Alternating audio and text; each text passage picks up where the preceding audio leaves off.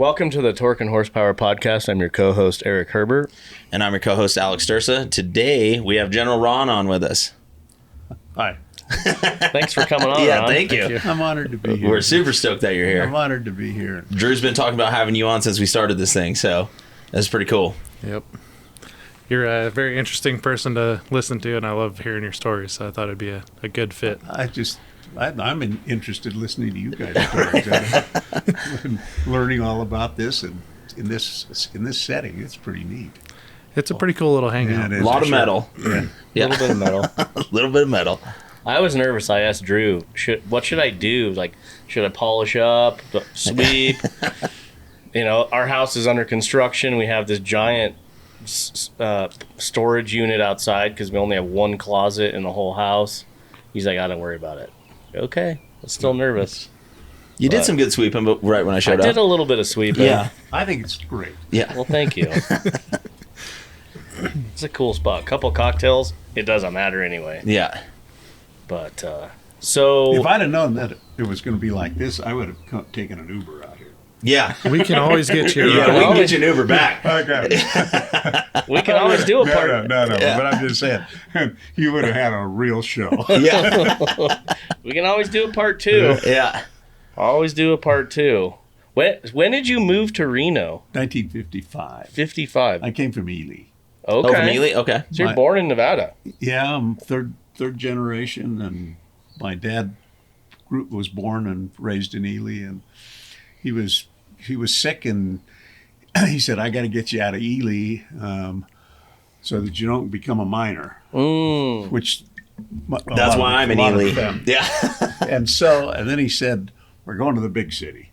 I said, where are we going? He said, we're going to Reno. And there were 38,000 people in Right. Reno, 30,000 in Las Vegas. And I still remember him saying, Pard, nobody will ever move in Las Vegas. It's a damn desert. I came here in 55. Okay. Grew up here. Probably looked a lot different in 55. Yeah, 38,000 people. Yeah. And it was big because Ely had 4,900. Right. And it has 4,900 still. Yeah. Yeah, I do a decent amount of business down there. And yeah, for mining, that's what we do is heavy equipment repair. But Ely's definitely stuck in time for sure. It's a cool place. I like visiting there. I got to tell you, I go back. In fact, I'm going over there in 2 weeks. But to me, Ely is it's a treasure of the state of Nevada because it hasn't changed. It really hasn't. It hasn't changed. Yeah, it's a cool place. There's great restaurants. It's a beautiful scenery. I like it down there. Wintertime, not my. I don't love it. I built a 992 loader down there this last winter, and I woke up in the morning. It was like -14, and I was like, Well, I don't think you weren't born, but in 1951, definitely was not born. They had the famous hay lift. The snow was first got so cold, and the snow was so deep that they had to fly C-117 flying boxcars and push hay out to the cows that were stuck in the snow. Oh, wow. Oh wow, And it was called the hay lift. the hay lift. That's cool. Yeah. Yeah, that's wild. But Ely can get cold. Real cold. They built a prison over there because nobody wants to escape. Yeah. And you got a long way to get anywhere if you do. Yeah. Wow. What brought once you got to Reno? What did you guys do? I was in the 5th grade. Okay. And so I went through school here, junior high school, and then went through high school, and I wasn't doing too well in math, so I remember getting to the Reno High School, and my counselor said, you gotta get a trade or you're not gonna get out of high school. So they got me into the shops. Oh, okay. Which were wonderful. Yeah. And I think I had one math course, which I probably got a C- or a D+ in, but I got out of high school. But in the meantime, I started working as an apprentice plumber. Okay. And so I worked as a plumber, became a journeyman plumber, and then after that I went to college, and I went to the University of Nevada, and when I went up there, they had a course called agricultural mechanics, and it was on Valley Road. So for every D I got, I was getting an A in gas engines and tractors, or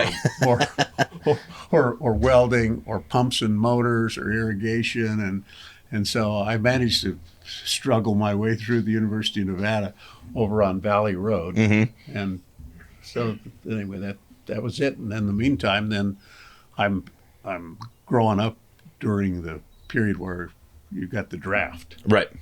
So I knew I wasn't going to probably get out of college in 4 years, and I was going to get drafted. So because I was doing plumbing work at this time, I went in the Guard, in the Nevada Air Guard. Yep. And I was a heating specialist and a boiler operator. Oh, okay. And then very, very luckily, when 1968, the North Koreans seized the USS Pueblo. Oh, yeah, it's still there, huh? Yeah. And the Nevada Air Guard got mobilized. And I had just finally finished my college. And I remember I was working as a boiler operator and on the night shift, and we had central heating. Oh, okay. There. Yeah. And this guy said, if you'd give me some extra years, if you'd stay in the Guard extra years, would you like to go to pilot training? I went, Oh, sure. You got to be shitting me. So yeah, so I went to pilot training in Enid, Oklahoma, and came back and started flying the RF-101 Voodoo and flew it for about 5 years, and then after that flew the F4 for 25 years. wow. That was probably quite the rush the first time you got in an F4, huh? Well, I'd flown the Voodoo, Yeah. and the Voodoo was just as explosive and just as fast as the F4. It just didn't turn as well. Oh, okay. And the Voodoo had two J57 engines in it, but it had hard light, which the F4 had soft light. Mm-hmm.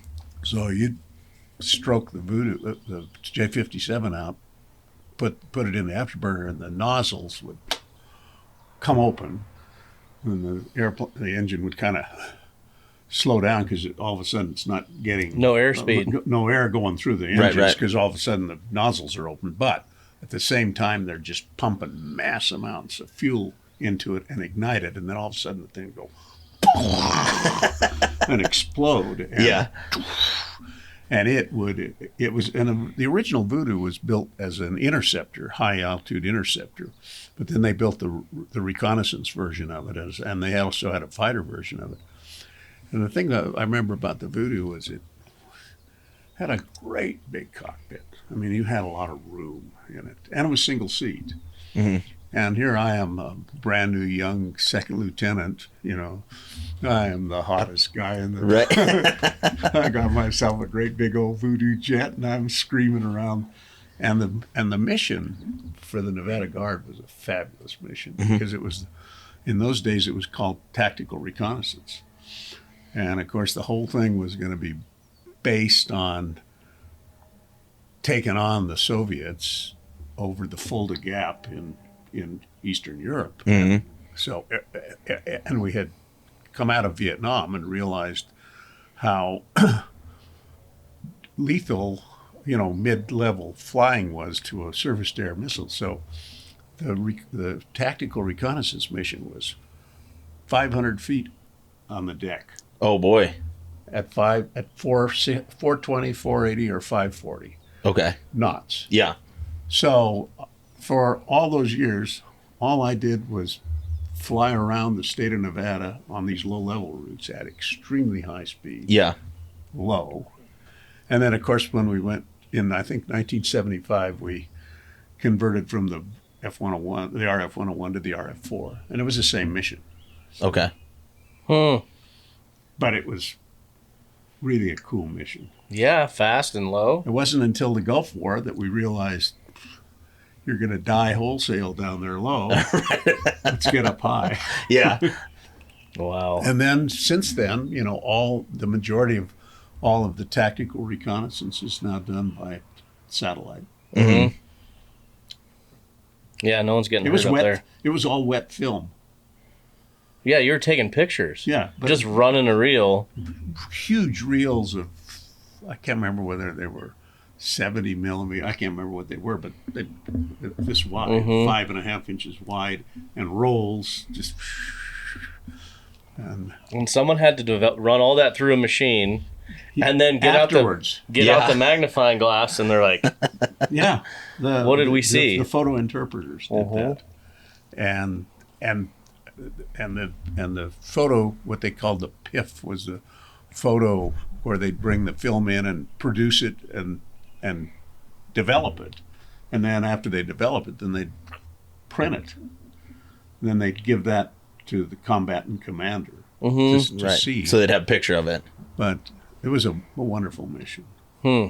that'd be a lot of fun.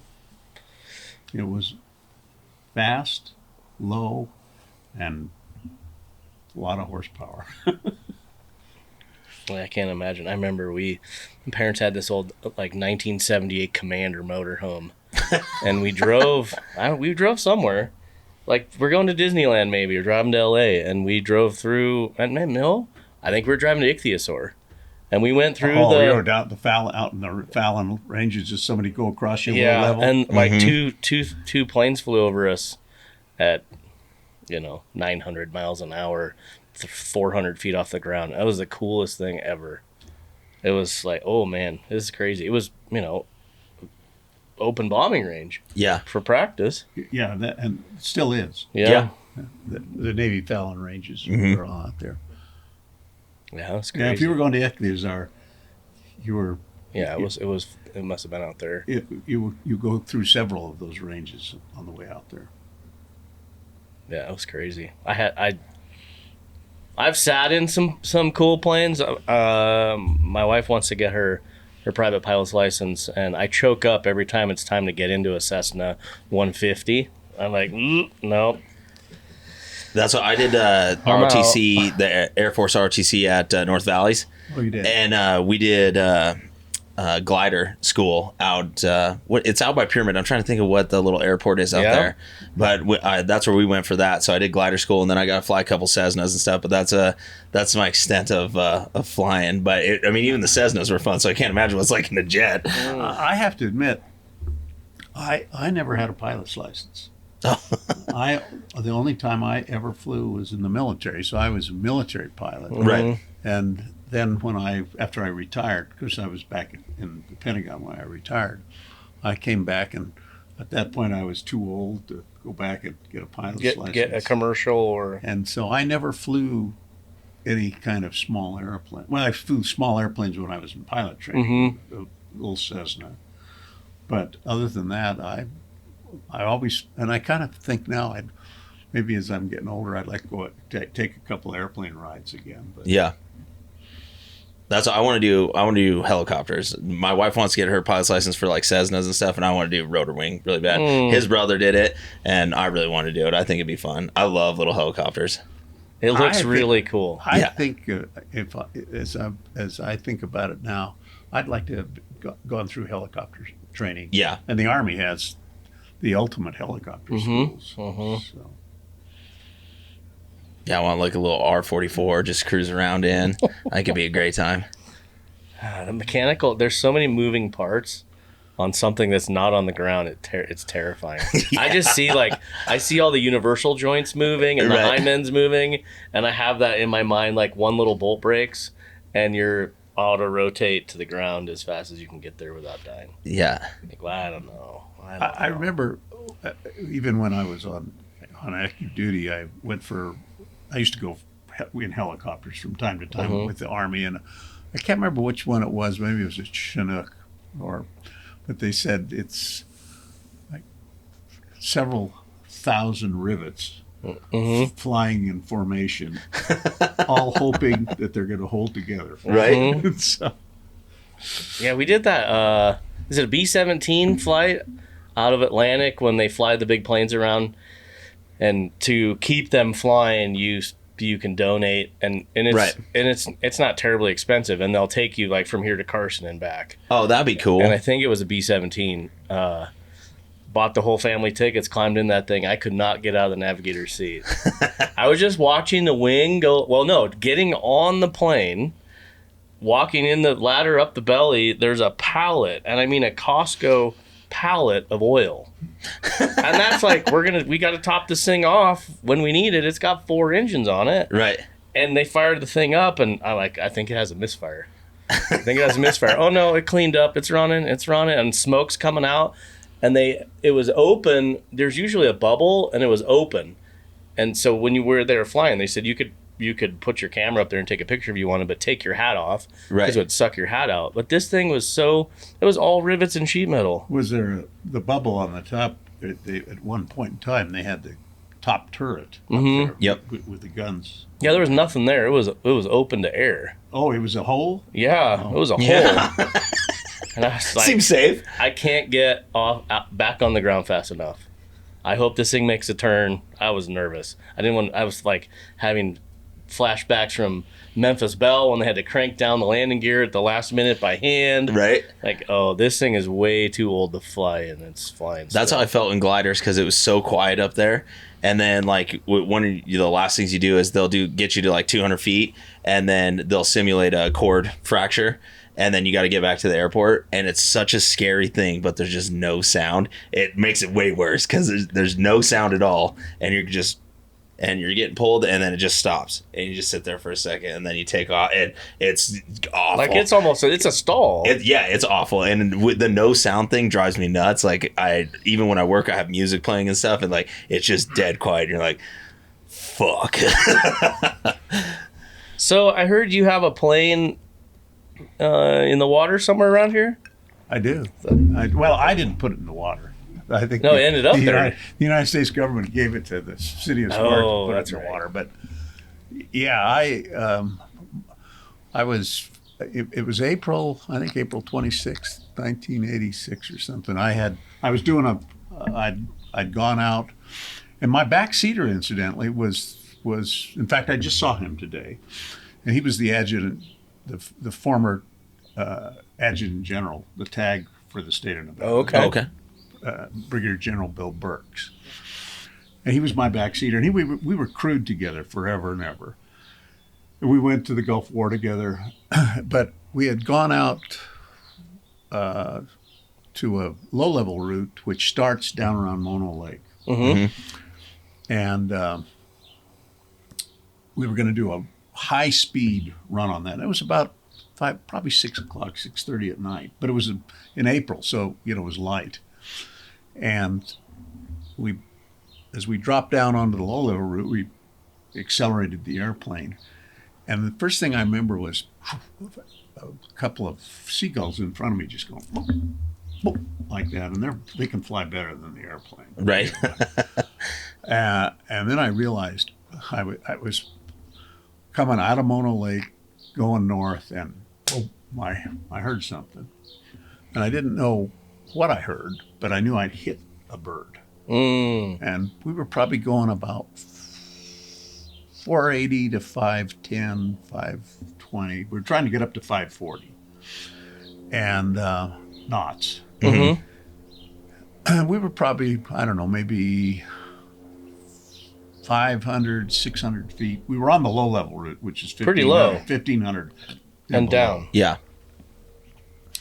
And so we immediately terminated the mission and climbed up and let them know here in Reno that we'd hit a bird, and everything looked perfect, And we came north, and we had a holding area out towards Pyramid where we would go and do controllability checks and that sort of thing. So we went up probably to about, 18,000 feet. Got some altitude. Yeah, and little safety net. We had a lot of fuel, so we had to get rid of burn it off. fuel, Yeah, some fuel. Well, we didn't burn it off. right. We have the F4 has a dump switch. Oh, dump switch. Okay. And so we could dump fuel too. But anyway, we went up there and we did a controllability check, and where we had altitude, and we put the gear down, the flaps down, slowed the airplane down to landing into the landing realm, and everything seemed pretty good. So we put them all back up, and then we talked to the supervisor of flying and said, well, we're going to come back into Reno. And everything was fine. And at the time, Reno only had one runway, at one main runway. Right. And the other thing we had at Reno that was kind of unique was we had departure and arrestment. We had barriers that if you had If you overran or if you had to abort, a high-speed abort on a takeoff, you could put the hook down and catch. Oh, shit. and Okay. catch Yeah. the barrier. But we didn't have approach end arrestment because the airlines don't want those cables Right. sticking across the middle of the runway where the airplanes take Okay. off. See, so they were always in the overrun. The cables were always in the overrun. So Reno had one runway, and we got way out there, and we were going to do a straight in to a full stop, and talked to the tower, and tower said everything's fine. Then he said, listen, I was probably out about, I don't know, 15, 18 miles out there. And he said, I want to get a couple of airliners out in front of you because they only had one runway. runway. And so if I can get the airliners out in front of you. And I said, sure. And he said, I'll tell you. And I'd put the gear and flaps down. Mm-hmm. And I put them back up. And he said, give me a big box pattern to let me get them out. And I said, okay. And I did. And then I came back around. And he said, okay, you're clear to land. And I put the gear and the flaps back down.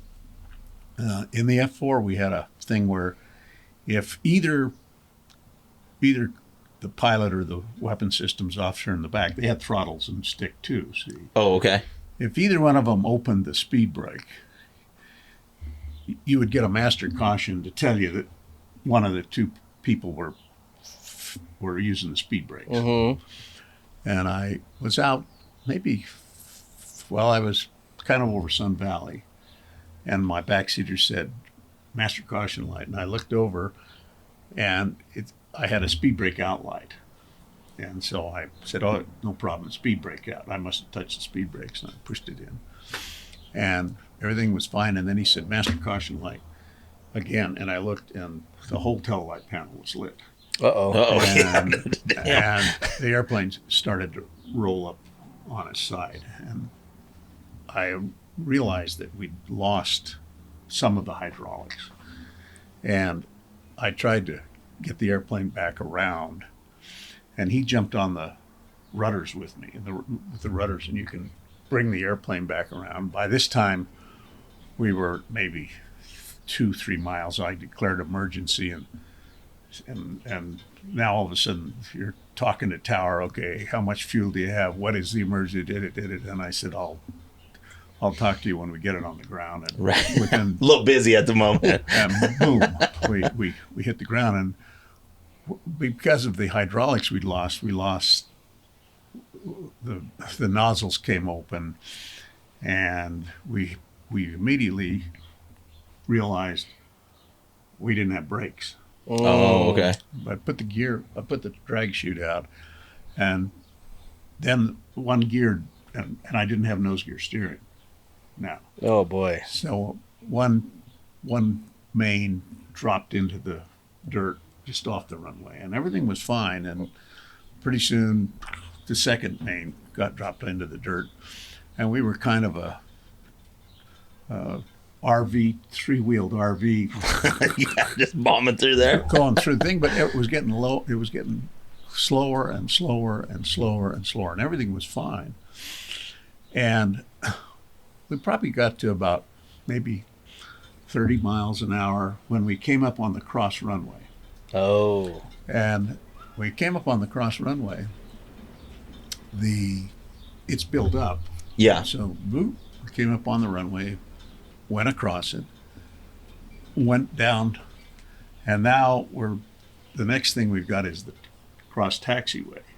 Oh. And on the other side of the cross taxiway, there was a big barrow pit or a long ditch to carry runoff water, Oh. drainage. And as we went across that second thing, now we got down to nothing. Everything is, and went across that. And as soon as we came down on the other side of that, I heard this slap, just a loud crack. And I was sitting in the middle of fire. Everything was on fire. Mm. And I said, "Oh, shit, Bill, we're on fire." Yeah. Well, there was no answer. And the reason there was no answer is the next thing I know is I look down and the airplane's getting smaller. Oh. And ejectocito. And I've been ejected. And the fire, turns out, was what happened was when we went through that second barrel pit, the nose gear of that airplane collapsed. And it came through the floorboard of the airplane. And as it came up through the floorboard, it ruptured the pancake charge in my seat. And it started the ejection sequence going. And we had the handle rotated so that if we did eject, it's always backseater goes first, pilot goes second, 0.4 of a second later, so that you're clearing each other. Mm-hmm. Right. Well, the fire that I saw everywhere was his rockets. Oh, shit. Okay. Going off. And then my seat fired. But it was an uncommanded ejection. The whole thing was started when the nose wheel came into this. The whole nose gear came through and ruptured the floor and set the charge off in my seat. That's probably quite the ride, huh? So I was kind of up there, and I'm going.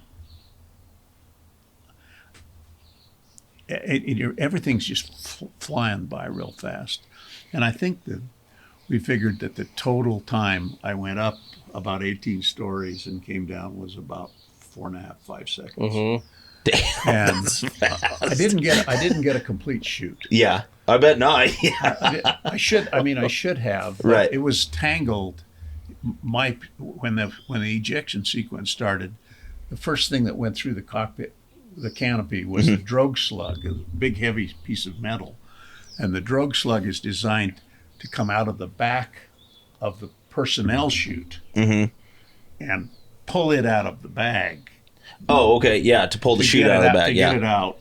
But the drogue slug went through. It fired first, and it went through the canopy, and then as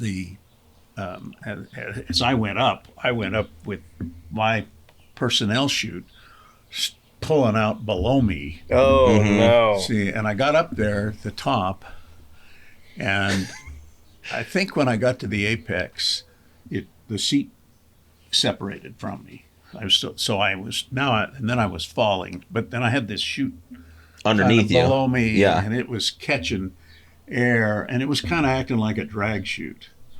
And so I remember hitting on the toes of my both boots, my knees, my chest, and on my face, and ultimately ended up breaking my neck. Oh, wow. Oh, damn. And my back, but the back was part of the ejection. But anyway, I was very fortunate. I got back on flying status, and I lived, and it took me 6 months to kind of recover. But yeah, but that airplane is the airplane that's out in the Sparks Marina. Sparks Marina. Yeah. Mm. And for the That's listeners crazy. that don't know, the Sparks Marina is a lake here in Reno that used to be a gravel pit. We had a flood in '97. It filled up. They made a lake out of it. Well, no, I don't. I'm not sure that it's in the Sparks Marina. I don't think so. I thought it is, isn't it? No, maybe it is. I think it's. I thought it was at. The GSR? No. There's another lake in Sparks.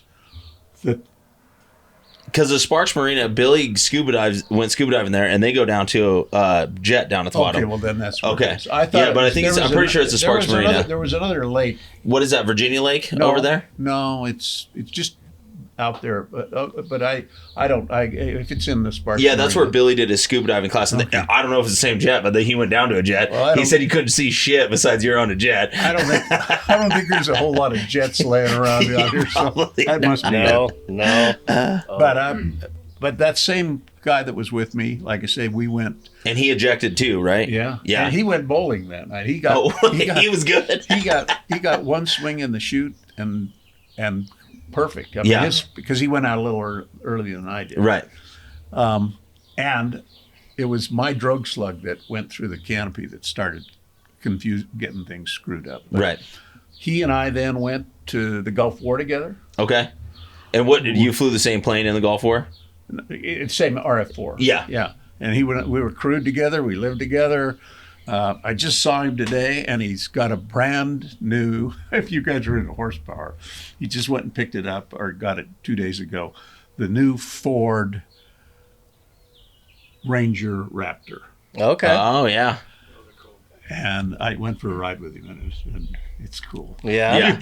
And so anyway, and then we worked together in the Pentagon. He came back, and he was when I was a strategic planner in the Pentagon. He was one of my division chiefs. Okay. Then he became the adjutant general of state here. So Is that something you enjoyed, was over there working at the Pentagon? long hours, hard work. Met some wonderful people. Listen, the fact that some guy that comes out of Ely that can't get through math class, Yeah. somehow gets promoted to general and works in the Pentagon. Right. That's pretty cool. Is a good story. Yeah. So yeah, That's awesome. And I enjoyed the Pentagon. I enjoyed the Air Force. I enjoyed the people I worked with, and I still have real good friends. Good. And by the way, Bill and I were there on 9/11. Oh, really? How did that play out? I was working for a real great guy named General Dave Deptula, and you see him. I don't know if you see him, but he's on TV all the time, and he's the head of the Mitchell Institute now. Real air power specialist. Right. If you ever get a chance to talk to someone, talk to him. I mean, and he was the guy that was the original target battle planner for Gulf War I. Oh, wow. Okay. And so he was my boss and I was his deputy. And we were doing a thing called the Quadrennial Defense Review. And we would rotate every month who had the early shift and who had the late shift. And the early shift, you would go in at about 3:30 in the morning. Oh. And you would be there under full torque until you would go home about 6:30 at night. Oh, boy. The late shift would go in about 9:30 to 10 in the morning and stay until midnight. Okay. So there was a period in there for about midnight to 3:30 that everything was rechurning. But so we had just swapped that over on the 1st of September. So I was the late shift, and I was laying in my bed with my wife, and we were having coffee. And when the first airplane hit the first tower, and my first thought on that was that, gosh, it was a small plane hit the tower, etc. And I got up and we're watching TV and everything else. And then I got a call from my exec and she said, General Beth, you got to get into the Pentagon right now. Okay, fine. And so I got on my uniform and I went down. How do I hang this thing up?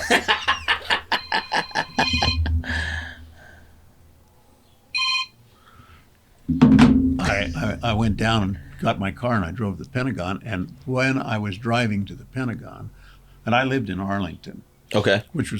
I lived right near the Marine Corps Memorial. Mm-hmm. And I had a parking space at the Pentagon as a general, which is a big deal. You know? Yeah, right. It probably is a big deal. Yeah. So now there's 25,000 people. Yeah. Holy shit. And as I was coming around the corner, I can remember kind of a concussion and this huge rainbow in the sky of multiple colors.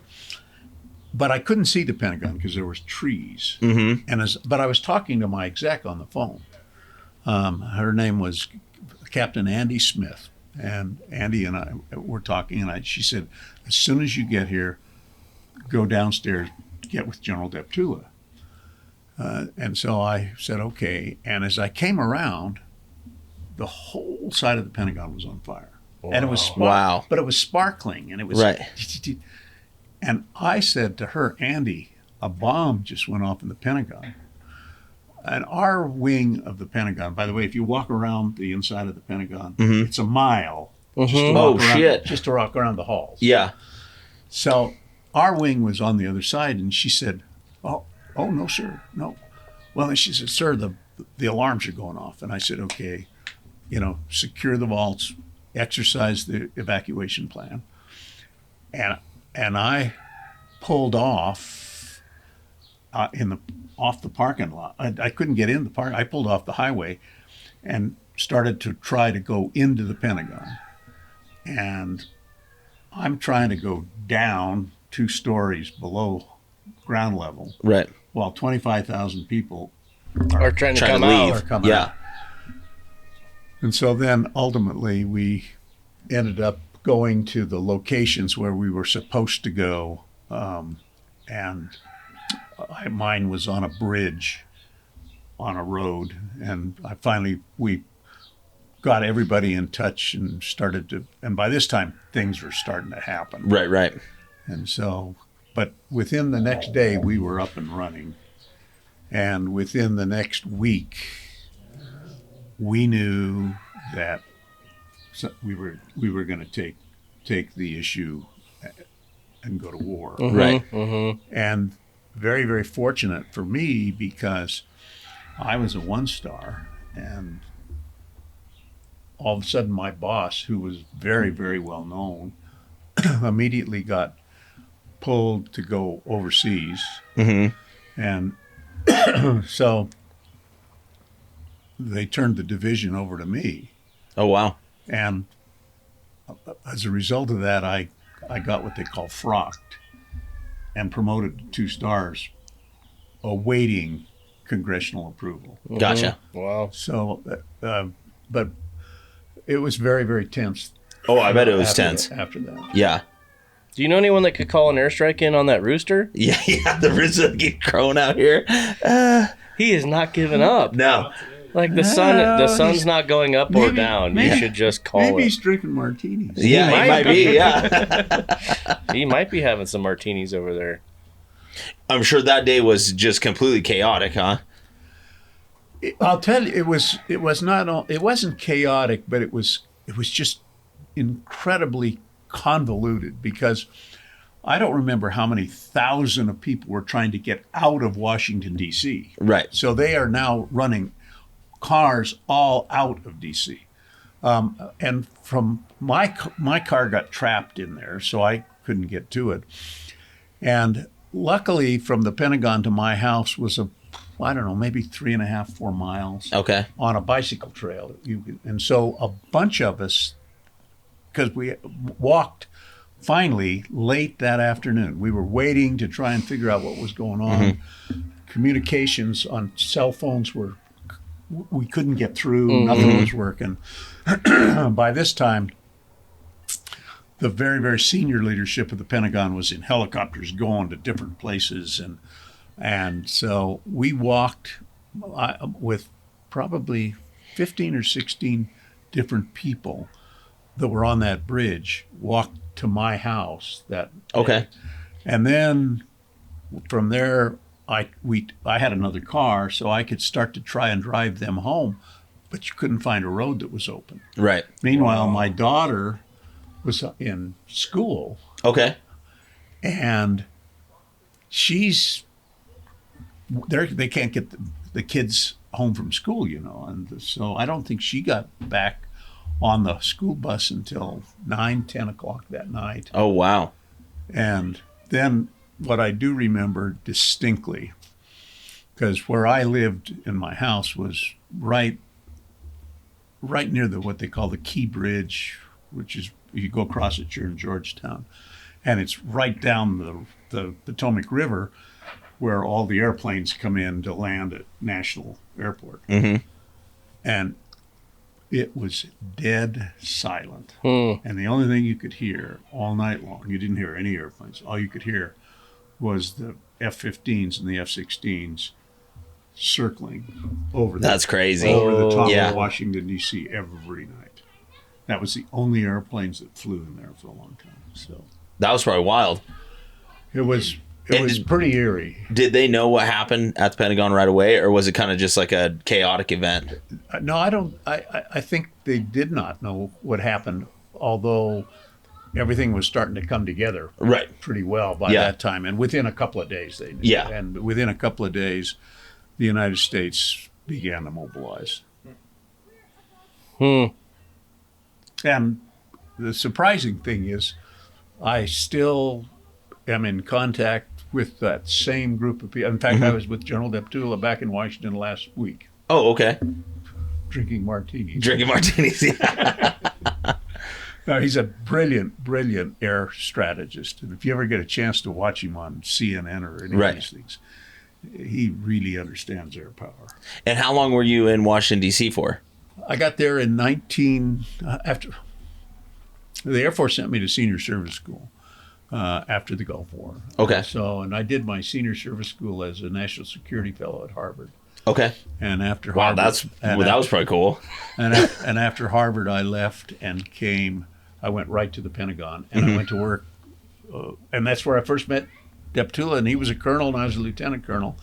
But so I got there in '94. Okay. I got to Harvard in '93. No, I got to Harvard in '93, and I got to the Pentagon in '95, I believe. I think. Yeah. No, 94, because I turned 50 that November. So, and I was there until I retired when I turned 62 in November of 2006. Gotcha. Wow. I mean, that's quite the scenario from, like you said, from being from Ely, coming to Reno. Ely, coming Yeah. to Reno, not all that smart a guy. But what I say about myself is I was a C plus, B minus guy in life with A plus luck. And, that old deal my dad said, it's better to be lucky than good. That's right. Yeah, absolutely. The luckiest guy ever. With that going on, with so much going on with your life and that kind of stuff, what did you do did you have time for a hobby, or like, is there anything you did for fun? Or was there just more work? Or just more work? You won't believe what my hobby is. I mean, I love to shoot. Okay. I'm a Second Amendment guy. Yep. That's a question we usually have on here. Yeah. Yeah, True. yeah, that's on this Love to questionnaire. shoot. Love to shoot. When I was a young kid here in Reno, Harold's Club had a trap and skeet shooting facility way out on the Pyramid Lake Highway. Okay. And when I was in the 6th, 7th grade, I got a job out there, and I would ride my bicycle from Wonder Street. You know where Wonder Street? Oh, jeez. I would ride my bicycle out on these old country roads out there, and I would carry the score sheets around to the different Trap and ski. Yeah. when they had the big tournaments. Yep. Yep. And the other thing they had out there at the time was they had live pigeon shoots, Oh, okay. and it was high dollar Yeah. stuff. But I used to feed the pigeons. They had these rows and rows and rows of pigeons, and I used to go feed the pigeons. Well, then they would take these live pigeons and throw them, and then these guys would shoot them. And so then I would have to go out. I would go out and pick up the pigeons. Sometimes they weren't dead, and it affected me, Right. Because I'd been feeding them, and I used to go into the pigeon coops, and when I'd go in the pigeon coops, Right. because they knew they were going to get fed, and so Right. there. But I did that, and so that's the first time I got around guns Right. and saw some really good shotgun shots. Oh, yeah, I'm sure. I mean, I wasn't, but but I watched them. And so, but my hobby, if you can believe it, is what got me through college. Welding. Oh, okay, cool. When I was taking those welding classes at the agricultural mechanics department to get myself through college algebra, I just developed a love to weld. I just like to weld. So when I got out of the Air Force, I came back and I went back to TMCC. And I had to take algebra again to get the degree. Right. But I got a degree in welding. And so every day I go out and I stroke up my TIG welder or my stick welder in my shop. And I weld sort of like playing a piano, you know? Right. I've got a box of coupons and I just run beads. And I don't care whether it's on aluminum or titanium or stainless or mild steel. I don't have titanium laying around. Well, it ain't the titanium, it's the rod. Yeah, that's expensive. The rod too. I used to go to Senkat Sendo and get some of the scrap titanium they had over there, but then I realized the titanium rod to practice. Yeah, You know, A little steep, huh? Yeah. so that's my hobby. Yeah. Okay. It still is. Yeah. So I like to shoot pistols and I like to weld. That's pretty cool, though. That's good hobbies to have. Yeah. Yeah. Do you remember Gary Brown from TMCC? Big, tall, redhead. He remembers you. Was he in the welding class? Yeah. With me, or Yeah. when I was helping the? Around the same time as Josh Dennison as well. Oh, okay. Oh, Gary and Josh were there at the same time? Okay. And I still go over there and see Scott Holcomb. Do you know him? He's a great welder, really good welder. I don't know if you know do you know, does the name Cliff Herbert ring a bell? No. No, One Quail Forge. He's a blacksmith. Oh, he was a dentist. He and Pete DeGrasia and Sala. And, I do. Are you talking about Mike Sala? Yeah. Mike Sala worked with me when I was working as a plumber while I was in college, when we were putting in the fire sprinklers and the sprinkler system at the old Hug High School. Right. And then he went and he got into dental school. He was a year behind me. Okay. Great baseball player, and his dad was the head of the building and grounds at the University of Nevada. My dad went to dental school with all of that group, and Reno was the spot. What was your dad's name? Cliff Herbert. Herbert. Yeah. When he retired from dentistry, he became an artist blacksmith, and the old industrial arts teacher from Reno High and my dad. Who? Paul Moorline? Jensen. Oh. What was his first name?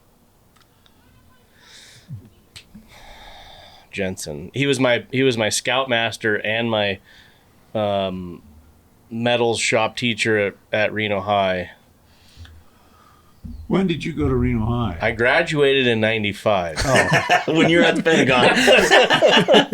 I graduated in '63, and had a wonderful friend named Paul Moorlang that was the auto shop guy over there, and the machine shop guy was a guy named Harold Shetler, and that's how I got through high school. So Was machine shop, yeah. But like I say, I knew Mike Sala really well. Great, nice man. Their house was a block. Well, his widow still lives there. A block from my parents, for like 52 years. And his sons are all I graduated high school with both his sons. Oh wow, Todd okay. and Jason. Yeah. That's crazy. So Yeah, with I can't remember his last name. the career that you've had, would you recommend young people coming out that maybe aren't great at math or something like that? Would you recommend the military as something that they should do? Well, I would say absolutely. Yeah. For a couple of reasons, but it's if they're comfortable with it. Right. The military has opportunity beyond anything. Right. I mean, if you want to train to do anything, there's the availability to do it with the military. The other thing about the military is that you can get in, have a great life, have a stable income, an early retirement, Yeah. and go pick up another Yeah. career. So, yeah, and the other thing I think about is I hope that we start emphasizing skills back in the schools again, rather than say everybody's got to go to college. Right. You know, I would love that because it'd make it easier for me to hire people. yeah. But it's incredibly hard to find anybody that wants to work and has a skill. And for myself with like heavy equipment, being under the age of 18, there's almost, unless your family has heavy equipment already or they have a business or something, there's no way to even get exposure to it. So most kids don't even know about it. They see them out there sometimes, but other than that, there's no exposure to it at all. As a kid growing up in Ely, all I ever wanted to do was drive a ute. A uke? You know what a uke is? Uh-huh. A big Euclid dump truck. Yep. I mean, because they were hauling out of Yeah. the pits with these utes. And all I wanted to do was drive a ute. Yep. Or a turnipole. I got a couple of customers that still run Euclids. Yeah. So, Do Do we want to take you a want little to break pause here? for a second Yeah, or we let's take a pause. break? all right, we back on? Yep, we're on. All right. So I was told to ask you about flying. What was it? Flying from Vegas to Reno for a business partner? Well, it wasn't a business partner. Oh, okay. I was actually down in Las Vegas doing Red Flag. What's that? It's the big war game that Okay. the Air Force puts on, and it's massive amounts of airplanes going on to the range and coordination, and it's a huge training exercise. And I was down there, and I was there, and I had to. All of a sudden, I got a call from my office, and at the same time I got the call from my office, there was something bad because I was practicing law up here. Okay. And there was something bad kind of happening. But at the same time, that weekend was my 20th high school reunion. Mm. And there was another guy in my class who was a great guy and grew up here in Reno, and he was a boxer at the University of Nevada. And he was in that same class. So we were going to bring this airplane back. And so luckily I had a pilot coming back with me so that if I stayed here, Right. he could take the airplane back. Is this what you're talking about? I think so. Well, there was one you had to make a pretty quick trip up here. We had to make a quick trip up here. And I can't remember whether I was flying from there and he was going to fly back. And we got a clearance out of Nellis, full afterburner, and never came out. As I remember, it was 36 minutes. Oh shit! From Vegas to here, that's amazing. Yeah, it was pretty fast. That's hauling the mail and burning hydrocarbons. Yep. That's a lot. You know the old deal. There's an old adage: is the thrill of flying is directly proportional to the airspeed and inversely proportional to the altitude. Yeah. And Yeah. so, That's probably why I didn't love gliders so much, because the airspeed's real slow. yeah. Yeah. Although I will say this, I'm not a glider pilot, but the guys I knew who were glider pilots were exquisite pilots Yeah. because they understood air movement and Right. they understood lift and drag. And, you know, in my world as a fighter pilot, drag was eliminated by pushing the throttles. Right. Yeah. When in doubt, throttle And out. you needed more lift, just You know, speed her up a bit. and the F4 is proof positive. I've always said the F4 is proof positive that the United States of America could make a concrete Jersey barrier go supersonic if you put enough horsepower on it. So were true. those the two planes that you always flew, the Voodoo and the F4? I did. I did a couple of exchanges with the Royal Air Force, and I flew in the Jaguar, which was a nice low-level airplane that the Royal Air Force had. I was never qualified Right. in. I also flew the C-54 when I first got in the Air Guard, a little bit as a co-pilot. Okay. And a U-3. It was a Cessna 310. I flew a little bit in that. But primarily all I ever flew was F-101, RF-101s and RF-4s. Did you prefer one over the other? Yeah, I did. But for different reasons. I preferred the F-4 for the fact that it had great turning. Okay. But it was tight. And if you had to go overseas in it, that you were refueling and you were sitting in the airplane for 8, 10, 11, 12 hours. Yeah. It really took its toll on you. Where the 101, You stretch out. Yeah. I could actually stand up and turn around in the seat and go back down in the seat. So it was, but I didn't take the F-101 overseas. So, Okay. When you flew the Jaguar, did it leak oil? No, it wasn't that kind of a Jaguar. The Jaguar was a very stable, low-level airplane. But it was British, right? Well, it was a combination British and French. Oh, okay. So it definitely leaked oil. So it didn't have good teeth and it gave up. But it was very stable, but it didn't have a lot of power. But it turned well.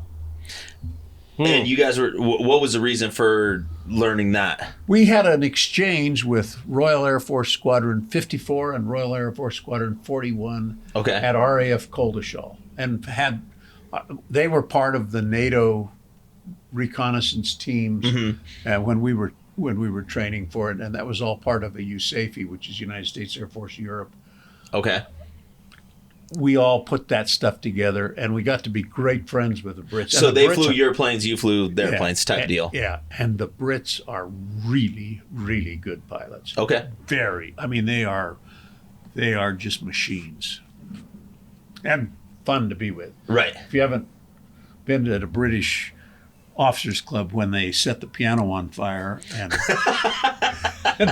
and take it out and then break whatever pieces are left with a sledgehammer and able to throw through a hole the size of a toilet seat. It seems like a party. Out on the lawn of the officers' mess. Oh, good. So the Brits are great. That's awesome. Well, we got to do a round 2, Yep. part B, because we didn't talk about bullets, we didn't talk about shotguns, we didn't talk about cars. I do like that you drove a Chevy. I drove 57 Chevy when I was a kid. Perfect. And when I went to but my first car I still have. You still have your first car? It's a 1948 Dodge truck, Okay. pickup truck. That's cool. I was in high school. I was 16 or 17. I'd just gone to Reno High School we didn't have 4 years. We had 3 years. What? So we had, in ninth grade, you went to junior high school. Oh, okay. Oh, that's right. Yeah. Well, So- kids were smarter back then, too. So I was a sophomore in high school, and I was still working as a plumber, and I had worked at the University of Nevada a lot, and I remember they were having an auction, and there was a 55 Ford Fairlane, Good car. and I wanted that. Then they were auctioning it. So I went to this auction, and I got up there, and it went for more than my money that I had. I think it went for $475, and I think I had Oh, my God. I think I had about $330 or something. Oh, man. But as I was walking out of the university there was a man, and his name was Brian Whalen. And if you go up there now, there's the Brian Whalen parking garage and all. But he was the head of building and grounds, and he knew me because I'd worked on the sprinklers and everything up there. And he said, "What are you kind of down?" I said, "Yeah, I wanted that 55 Ford," and everything went higher now because, and it was an auction, you know. He said, Right. I got a car I can sell you for $145. Hell yeah. And I Money said, left in your pocket. Yeah. "What is it?" And he said, "Come on, it's the sprinkler truck."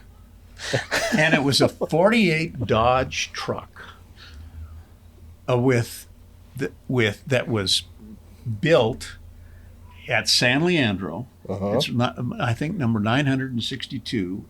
48 is the first year. 47 had lights on the fenders and all. 48 was the first year of a truck series called the Pilot House truck. And the Pilot Sounds House, like a boat. Pilot House Dodge had the big tall cab, lights embedded in the fenders, Okay.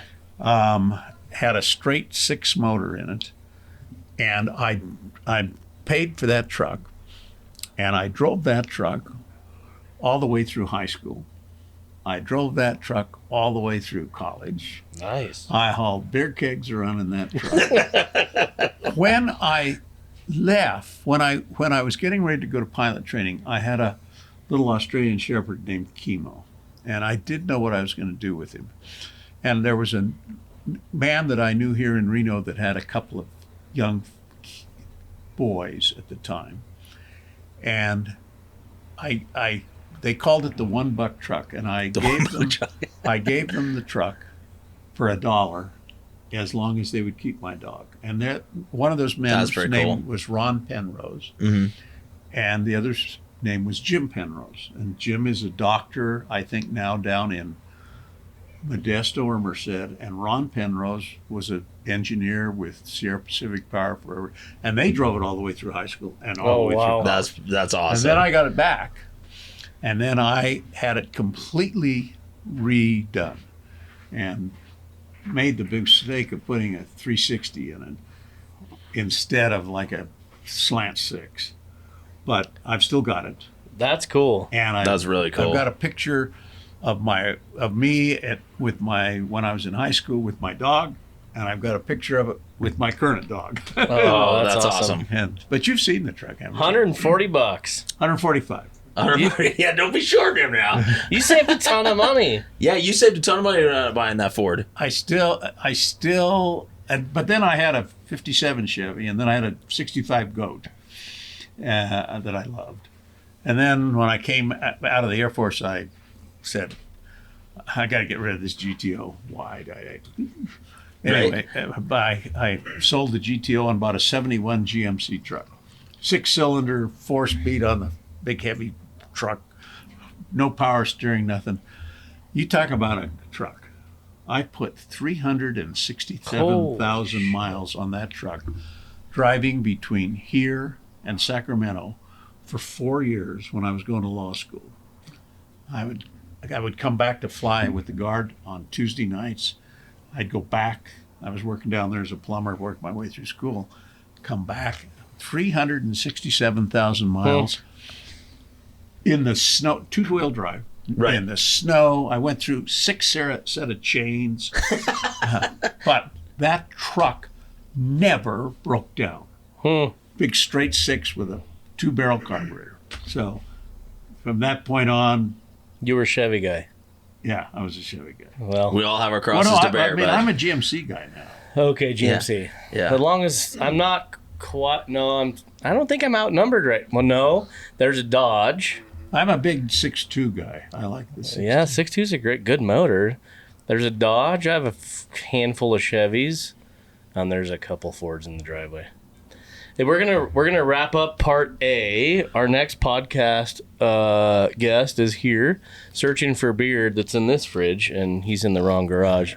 Well, but He'll find some Ritz, though. he'll It find has, some it crackers. has been a true honor to be here, and I enjoyed it. Drew, thanks for putting it together. I appreciate you It was coming. Yeah, we really Nice appreciate you meeting being you. here. It Nice was to get wonderful. that chance. Equally Yeah. an honor for us, and we'd love to have you back for Yeah, part we'd love B. to You have know, you back. and I'll bring the. Yeah, bring I'll some come in, booze I'll instead come of in, I'll Eric's come in. cheap ass Bring hooch. the bourbon, and we'll get the Uber. We'll get the Uber. Yeah. Thank you, Ron. Thanks. Thank you. Thanks, guys. All right, good night.